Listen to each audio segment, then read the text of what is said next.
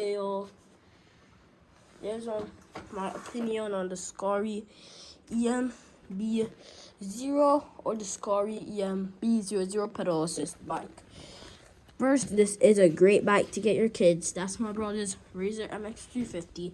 It goes 20 miles per hour, fully unlocked, 30 miles per hour. So if you want your kid to have a fast, good pedal assist bike, 30, you could change it to 31. And yes, this is some pros and cons. So when you get your bike, the front tire, it's easy to set up. That's a good thing. But everything on this bike is going to come a wiggly. So this is going to be wiggly. Well, not really this. This brake is going to be wiggly. This speed thing is going to be wiggly, but not this brake. Not that.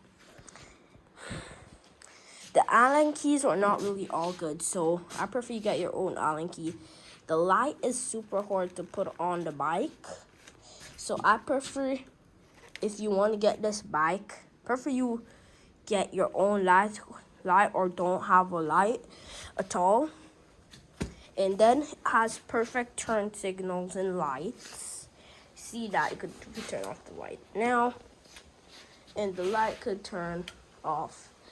Comes with a horn, but my horn doesn't work because I never put it on. Bad. When the bike comes, these you gotta learn it's a interbolt screw. So this one was the first one, easy to come. This one was the bad one to come off. You might ask, Jordan, what's interbolt screws for the young kids that got this bike off Walmart and been watching? It cost $400, $500, okay? Bike costs 500 under. And the rear shock and suspension is super good. You could take this fender off your bike. I highly recommend you should. Now back. This, keep the pedals on. It's good for the bike. It's really nice. Now, when the bike comes with a pump because they don't pump up the tires fully. Don't use that pump. Get an electric pump. Now, the seat is very cushiony and comfortable. The suspension is nice. Ride your bike for a week and the suspension would wear in and your bike would be bouncy. Your bike, all is good. The box, this bike whole weight by itself is like 60 to 80 pounds. And the battery is around 10 to 15 pounds. So for parents and kids, if you think you're strong enough to do the battery, 10 and up should hold the battery. If you're younger than 5 and 9, do not hold the battery. So, and, okay guys, don't stop. We got the owner of the Razor. We're not going to show no face. But also, guys, everything on this bike you could plug out. So if you want to plug out, I know people like to cut the brake sensors, which that's my little bro.